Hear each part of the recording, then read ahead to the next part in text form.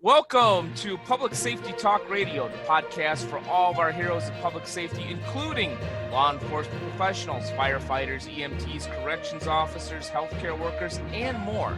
The show is produced by the POCUA and is founded upon its Soundness Initiative. This episode is sponsored by the Finest Service Organization, a provider of line of duty death loan protection through many of our POCUA institutions. I'm your host for Public Safety Talk Radio, Ken Bader, and this is a special episode, an episode on my recent attendance at the SHOT Show just last week in Las Vegas. What an awesome conference. It was the first time that I'd ever been there.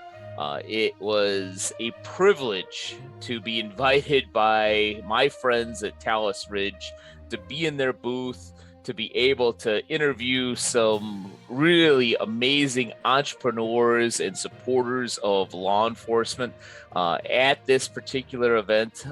Just to name a few representatives from HighCom Armor, Citron, Clothing and Armor, or CIA for short, very clever, Zendera, and of course the Veterans Help Foundation of Wyoming, and especially Kyle Weatherman. Many of you know him from his NASCAR races, but he's such an adamant supporter of police officers and first responders. You know, he's driven the Back the Blue car. What amazing interviews and connections that I was able to make. If I can make it next year, I'm definitely going to go. Before I get into all of these interviews and give you some snippets from that, two things. One, I want to point out the great tagline or brand principle for the SHOT Show event this year, which I thought was right on point in general, not only for their event, but what we're going to accomplish in the POCUA in 2022, which is welcome. We're all in for returning back to business. And that's what the POCUA and I'm personally aligned with. I'm all in about returning back to business, returning back to live events and getting people together. You know, there were thousands upon thousands of people at the SHOT Show. We wore masks. We wiped our hands with hand sanitizer. It seemed like every couple of minutes. We social distance when we had to and so forth. But frankly, you know, it was safe in my opinion.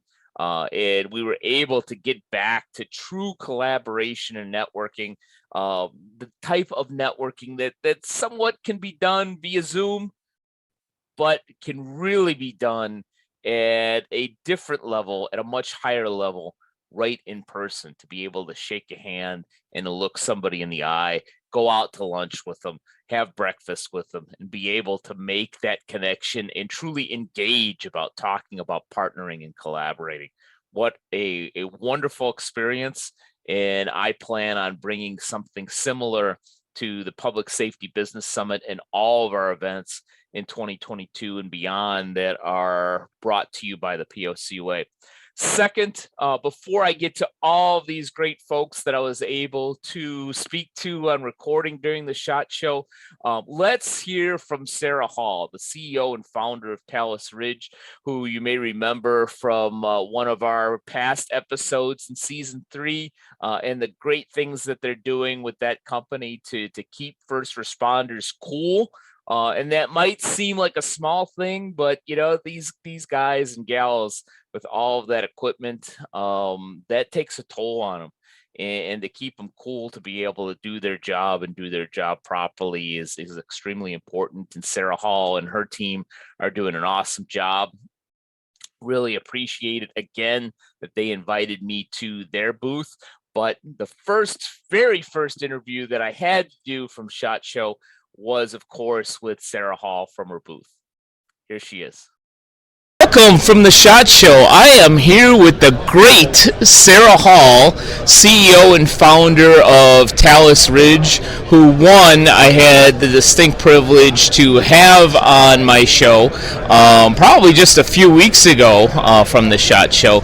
And she was nice enough to invite me to do the podcast, Public Safety Talk Radio, right here from the SHOT Show. So obviously the first person I need to interview is Sara Hall. Sara, how you doing? I'm doing great, kid. How are you doing? I am doing awesome. You know, I so appreciate you inviting me here.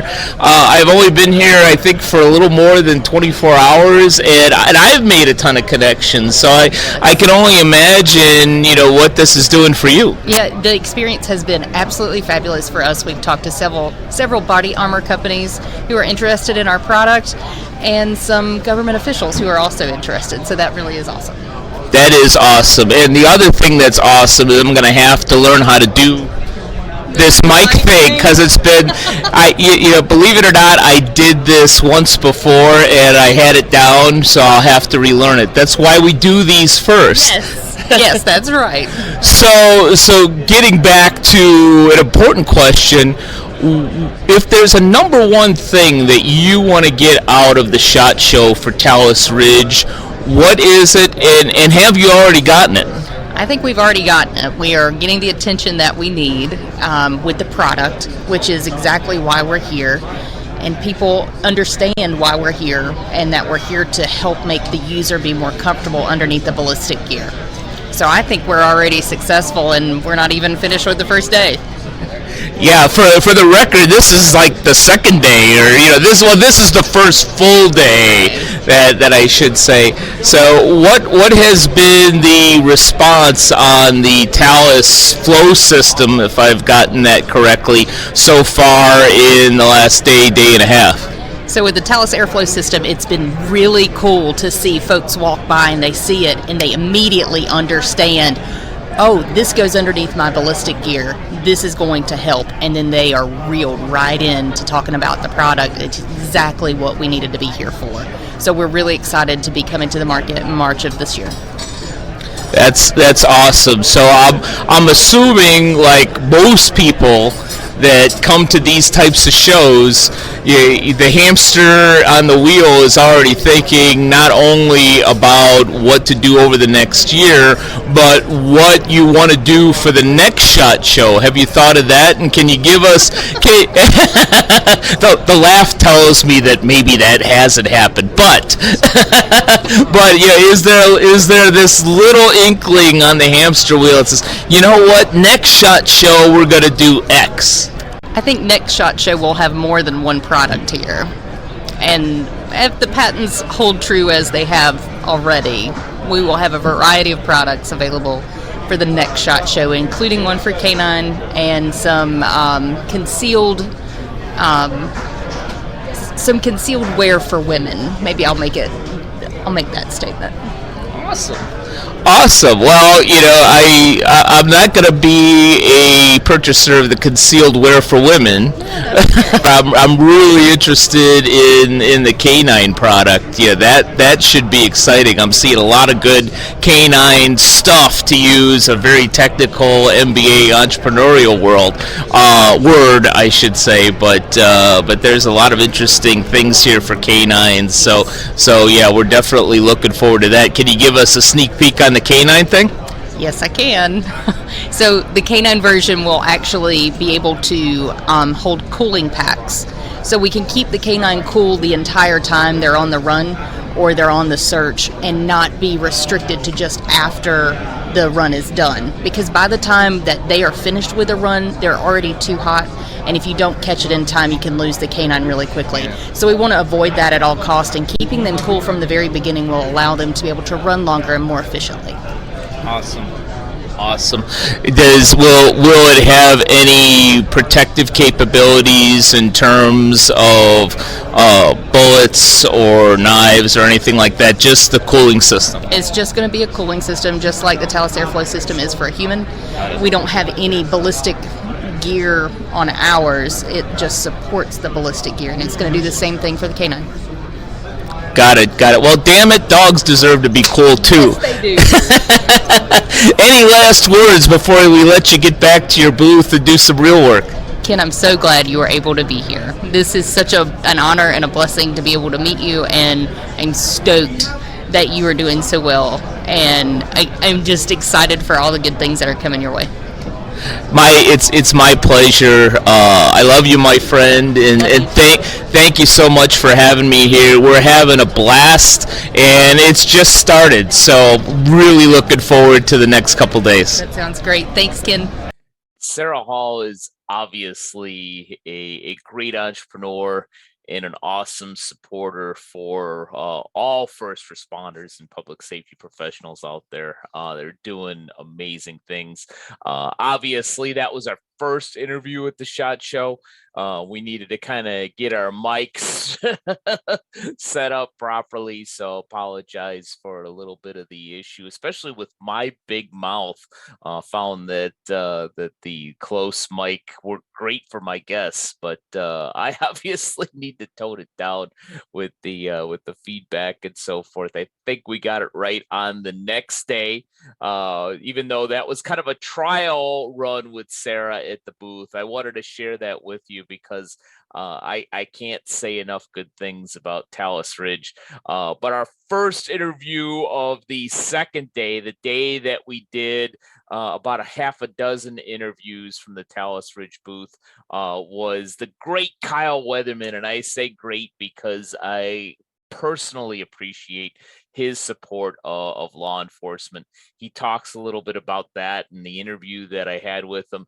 And for a little bit of a bonus, wasn't expecting this. Definitely stay tuned after Kyle's interview, because we were able to talk to Kyle's girlfriend, Meg Brooks, just a little bit to get a little bit of insight from his probably favorite person in the world. And Meg was awesome. What a great person, and was a lot of fun to talk to. So here's Kyle, followed quickly by Meg. Well, good morning from the SHOT Show, and here I am with my very first interview of the day, and it couldn't be better. I have the great Kyle Weatherman from NASCAR here. Many of you know him from the Back the Blue car, which is really, really big in my heart. Kyle, welcome. Thank you, sir. I appreciate it. This is incredible. The SHOT Show. This is my first time here. Absolutely incredible. Exactly kind of what I expected, and really glad to be in your guys' booth. That's awesome. And we're from the Talus Ridge booth here today, recording Public Safety Talk Radio, and we're so glad Kyle is with us. What has is anything blown you away here? Has anything surprised you at the SHOT Show? What was your first impression when you walked in here? Incredible. 5 stories of amazingness, honestly, and definitely gonna have to walk around here in a little bit and kind of see some other booths and stuff of that. But no, just excited to be here with Talus Ridge, and incredible product, and glad to be here with these guys. Awesome. What turned you on to Talus Ridge? Was it what they're doing for first responders? Is it the product, all of the above, or just Sara's great smile? What was it that brought you to Talus Ridge? Is there all the above question? Is that an answer? But no, just honestly, just what she does for the cops and first responders, right? I mean, she cares about their comfort, their quality of product that her line has. And it's just something that's really genuine and cares about each individual, So, and then, yes, her smile is absolutely amazing. So she's just an amazing heart, amazing person, and that's what I try to surround myself with. Yeah. As she's sitting here taking video and pictures with that huge smile on her face. But to get into serious mode for a second, which is something I really don't like to do too often, but to get into serious mode in a world where I'll just simply say a lot of athletes, a lot of entertainers, a lot of sports stars aren't just simply as supportive of our first responders that I would like. You're not only supportive, you're all out there with the Back the Blue card, a number of other things I can go into, but speak to your passion for law enforcement and first responders and how that came about. Well, first of all, it's in my blood, right? It's in my family line, so that's already in my heart, right? But then secondly, what they do for our country, our state, and everything around us is very important, right? And without the first responders and each individual that puts their life on the line, we wouldn't be in the situations that we're in, right? So just super thankful for them, and I'm not scared to show that. Yeah, no, I personally appreciate it. I know a lot of other people appreciate it. So you come from a long family line of detectives and law enforcement. Tell us a little bit about that. Yeah, so I've got an uncle that's a police officer. I've got an uncle that's a firefighter, and then generations before that as well. And it's just close to my heart. And even if I didn't have first responders in my family line, I still think it'd be something that'd be close to my heart. When there's an emergency or something that's going on in our life that we feel like we need help from others, that's the first person we call, right? Without the first responders and people that put their life on the line, it would be a totally different world. Yeah, you definitely have that right. I personally don't have any first responders in my family, but that doesn't keep me from appreciating them or honoring them nonetheless. So anything coming up for you, Kyle, with the blue car, or we got to see you in a whole, one-piece blue outfit? What's coming up for you in your career? We'll see. Hopefully we got the beautiful blue Talus Ridge car here shortly, but we'll see when that comes about. And no, just excited to be here. Honestly, we've got a lot of good stuff going on in the NASCAR community, and hopefully we can spread the awareness of what we're trying to do in that community as well. That's awesome. I appreciate what you're doing. Really appreciate you being with us here at the SHOT Show. I hope you have a great time. And any parting words before we let you go and enjoy the whole conference and convention? I'm ready for it. Like I said, appreciate you having me here. And once again, I want to thank every first responder that's listening to this. Really, really thankful for what you guys do. And hopefully can meet you guys at some point and here soon. Love what you're doing, Kyle. Thank you so much. My next interview is the most important interview because it's with Meg Brooks, and that might not seem important, but what is important is this is Kyle Weatherman's girlfriend, Meg. Hi, welcome. Thank you for having me. So, how are you enjoying the SHOT Show so far? I told Kyle, I was like, there's so much testosterone in this building, and I love it. It's awesome. I feel so safe. Yeah, even for us guys, I was thinking, I've got, usually kind of a little weapon that I bring with me, and I'm like, I left it in the room. Like, all right, if I need it here, then there's a real problem. Exactly, I did. I was walking in, and I'm like, it's so crowded, but I'm like, everybody here is just jacked, and I know they're just ready to go, and I'm like, I feel so safe. This is great. This is awesome. So what's your favorite part of the SHOT Show so far? I think just the community, being around everybody. Everybody here is just supportive of everybody. You know what I mean? It's my first time being here. Everybody here is so nice, and I've learned so much just from being here for literally a few minutes. Nice. With Talus Ridge is who we're here with, and I just got a whole lesson on their whole business, and it's awesome. It's awesome. It is awesome, but now getting into serious mode, what can you share about Kyle Weatherman that nobody knows out there? Oh gosh, that he's a softie. Really? I'm gonna get in trouble. He is. He's a guy's guy, but he's a softie at heart. Nice. Does he like his coffee with like a caramel macchiato and a little whipped cream in it? There's a reason he's always trying to taste mine. There's a reason that mine gets emptier faster than his. But you didn't hear that from me. Got it. Well, we'll let you off the hook. Thank you so much for joining us for a little bit. Take care, Kyle, and we really appreciate you being here. Right. Thank you so much. Weren't Kyle and Meg great? I had a chance to talk to them before and after those interviews, and simply put, they're just great people. People that you'd want to have a cup of coffee with, maybe with some whipped cream or without, who knows, or a beer and just sit down and have a discussion. Really down to earth people. Got to learn a little bit about Meg's, actually her mom's podcast and a number of other things, and as well as a lot of great things that Kyle is working on with Talus Ridge. Really great people. I want to end this particular episode, and we'll end with some other great people.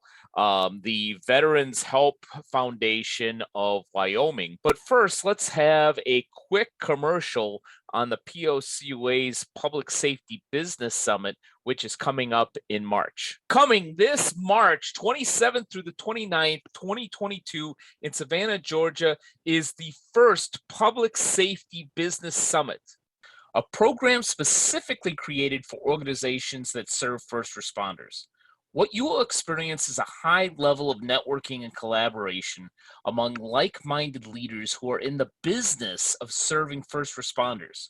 What you won't get are a series of boring lectures with no interactivity, ridiculous golf outings that are only appealing to a few attendees, or a couple of retreaded subjects that you can hear at any credit union league event that are just thrown into the curriculum. We offer an engaging agenda where attendees even help to determine the content during the actual conference based on their unique needs. If you run a business, a credit union, or a nonprofit that specifically serves first responders, then the Public Safety Business Summit is for you. For more information, go to www.policecreditunions.com or call 331-300-9889. We hope to see you in Savannah on March 27th, 28th, and 29th of 2022. All right, we are recording here from the SHOT Show, and I've got two great gentlemen here from the Veterans Help Fund or Foundation. Veterans Help Foundation. I knew I would get it right the second or third time. I'm not a little midget, it's just that these guys are really tall, and I'm not. These chairs are all the same size.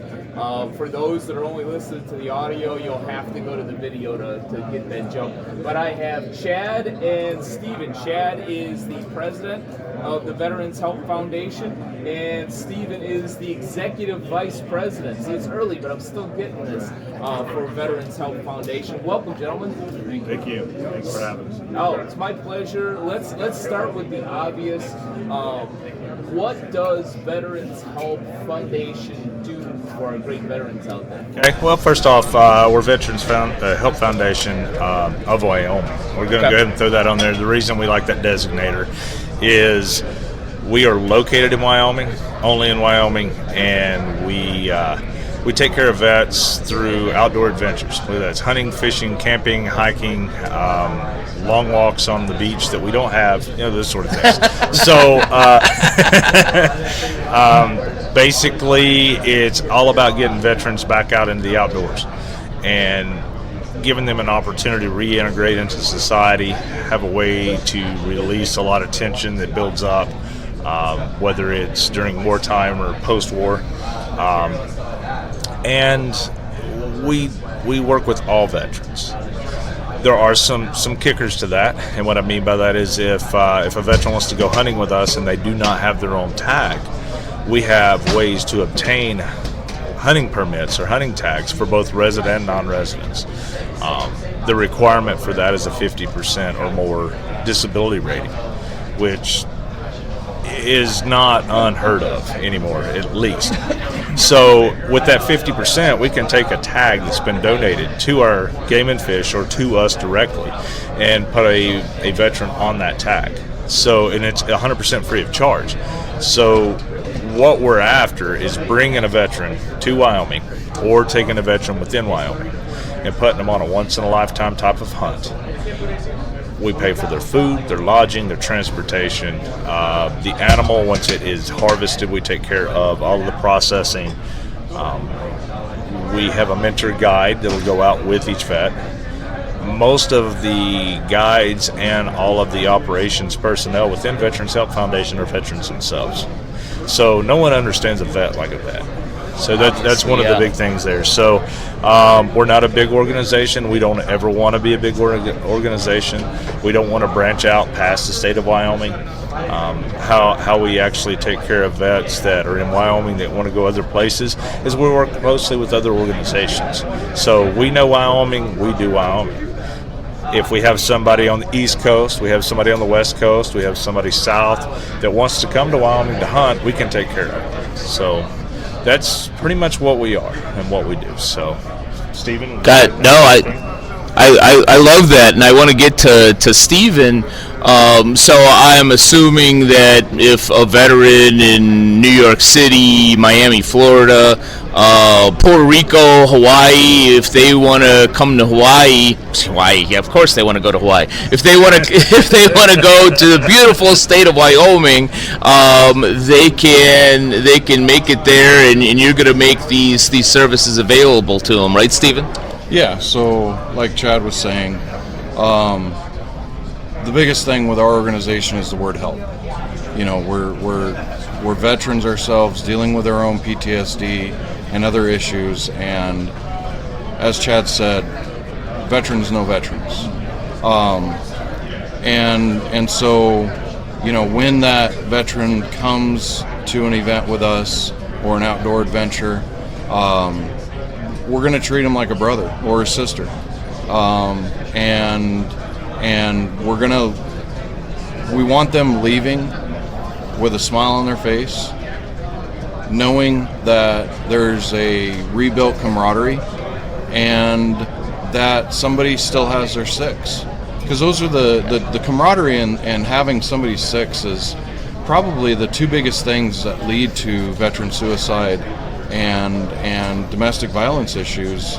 Is they get locked, you know, they lock themselves in their homes. They start trying to reintegrate into society, and I hate to say it, I mean, Chad's been out for 20 years, I've been out for 11 years, and we're not reintegrated. Yeah.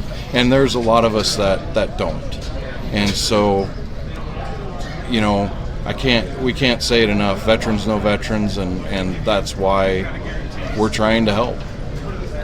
Yeah, excellent point. I love what you guys are doing. Thank you from the bottom of my heart.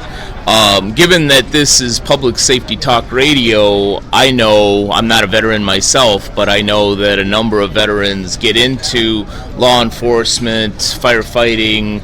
A lot of them just seem to naturally slide into those roles because they have the training and the wherewithal to do those jobs pretty quickly.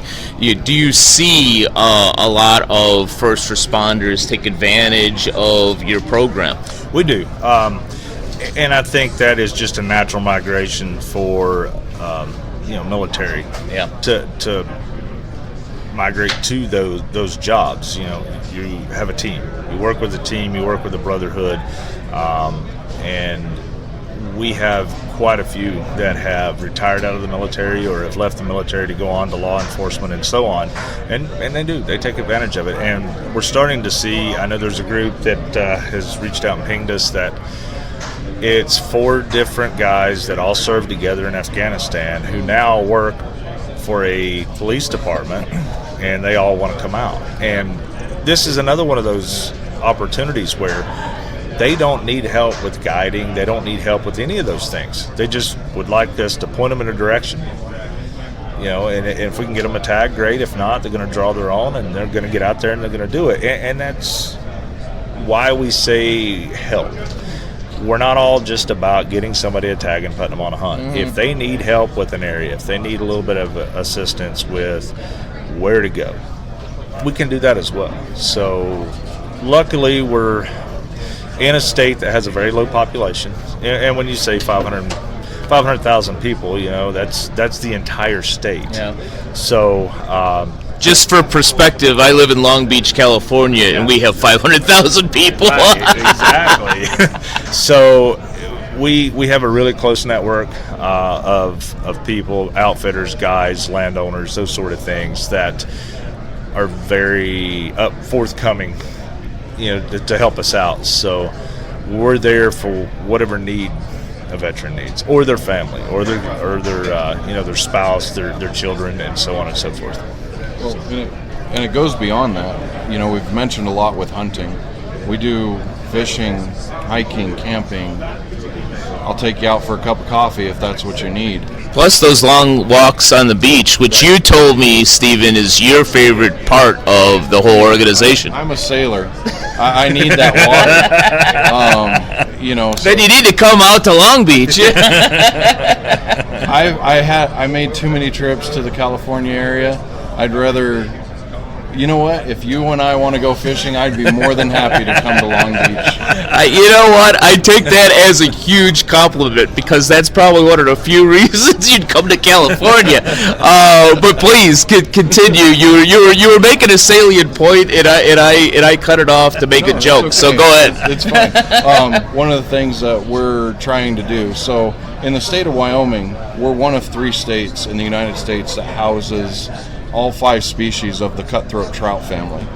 And with Chad's extensive experience in the outdoor world, he knows of an area where we can take some veterans and do a 4 or 5 day camping and fishing excursion and possibly achieve that cutthroat slam.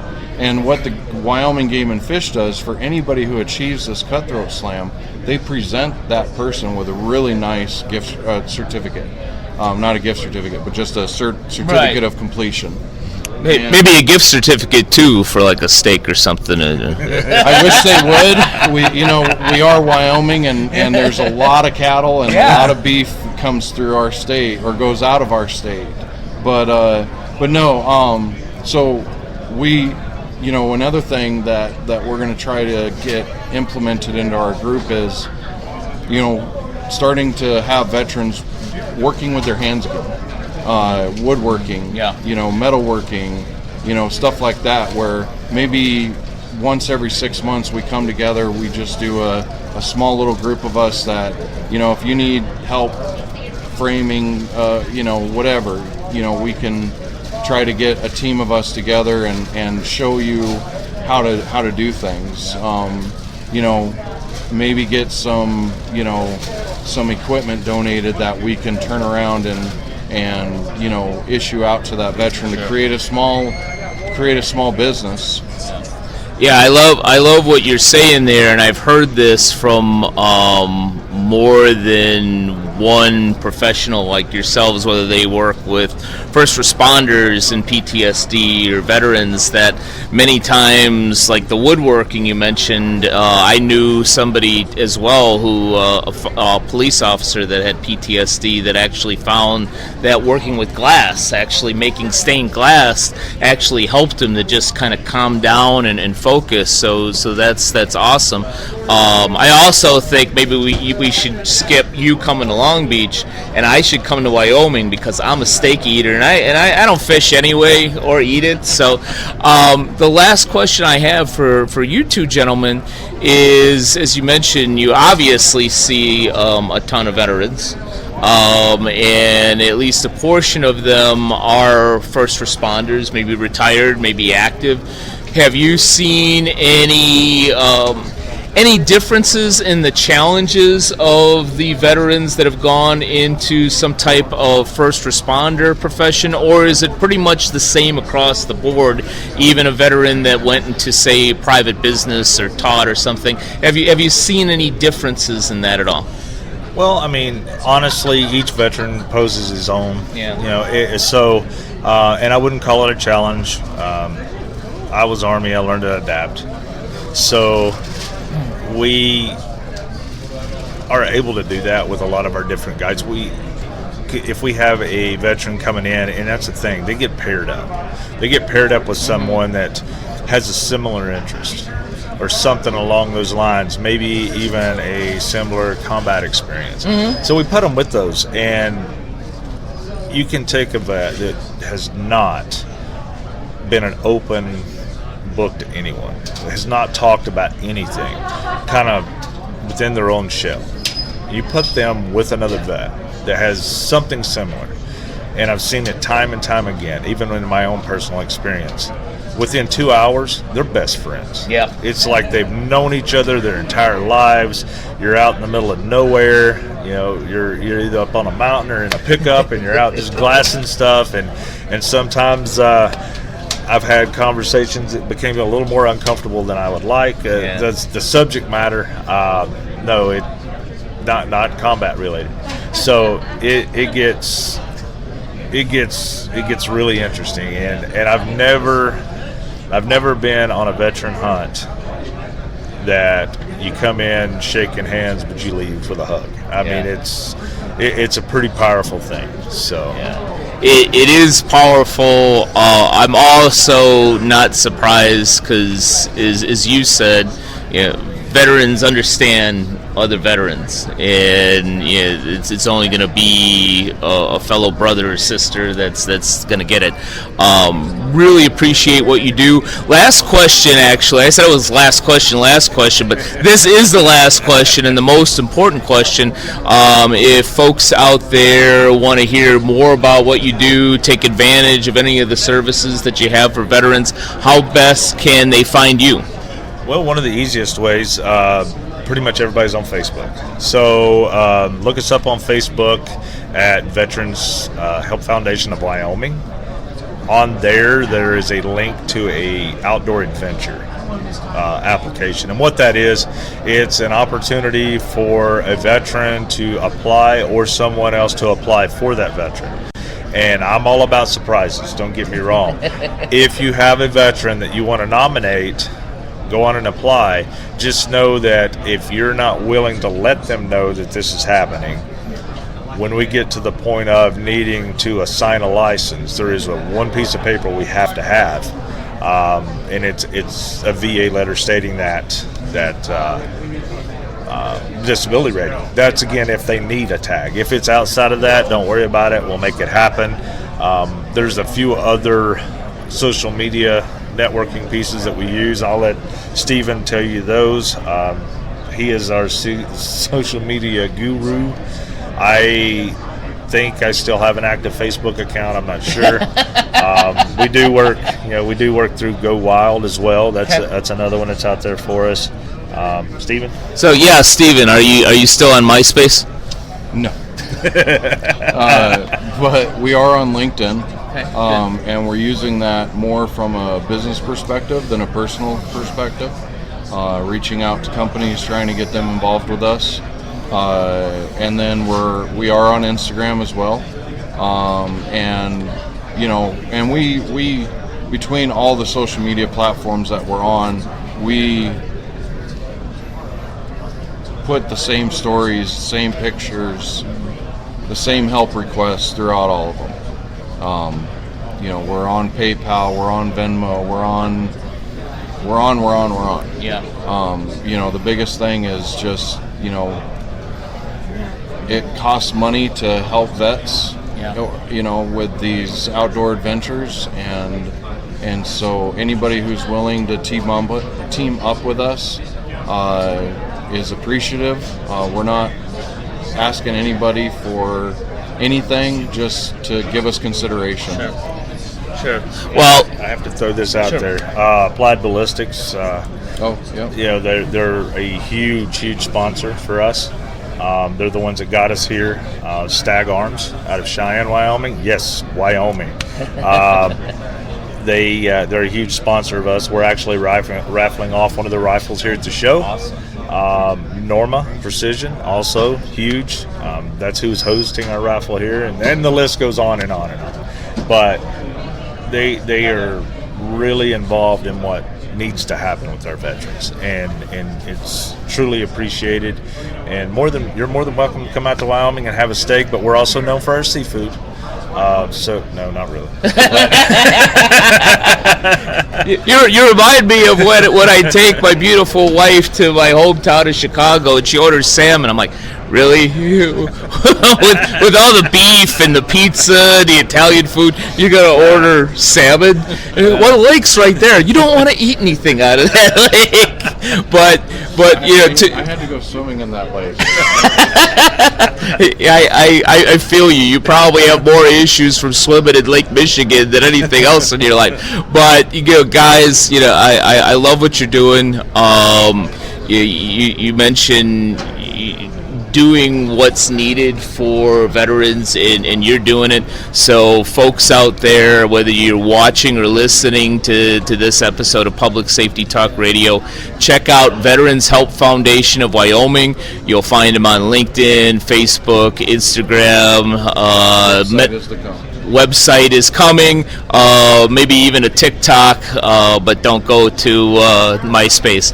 But guys, thank you so much for talking to me a little bit today. Yep. Love what you're doing. I really love what these guys are doing at the Veterans Help Foundation of Wyoming. Unfortunately, a lot of our first responders who had dealt with some things in the military are also dealing with some things on the job, as I'm speaking somewhat sophomorically on that. But I know a lot of our great veterans are serving as police officers, firefighters, and other public safety professionals. So I'm really pleased that services like this particular foundation is out there and available for all of these folks. So thank you for the great work that you're doing. That will be it for this particular episode on our experience in the SHOT Show. But we're not done. In my endeavor to keep these shows to within a half an hour to 45 minutes, we will end today, but it's not the end of our great interviews from this just awesome conference and experience that I had.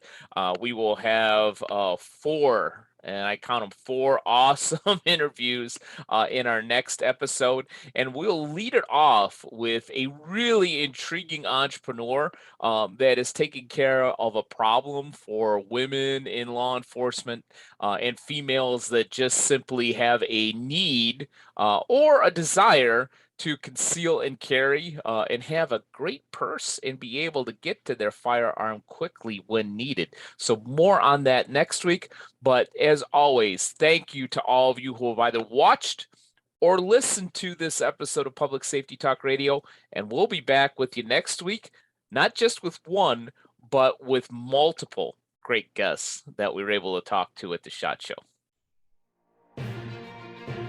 Public Safety Talk Radio is produced by the POCUA. The POCUA is a consortium of financial institutions serving law enforcement as well as other first responders and public safety professionals. To learn more about our association and to find one of our credit unions or service providers near you, go to www.policecreditunions.com. And always remember, if you aren't working with one of our POCUA credit unions, you're just banking with an institution that just so happens to serve first responders. As a public safety professional, you and your family deserve better. Find a POCUA credit union today.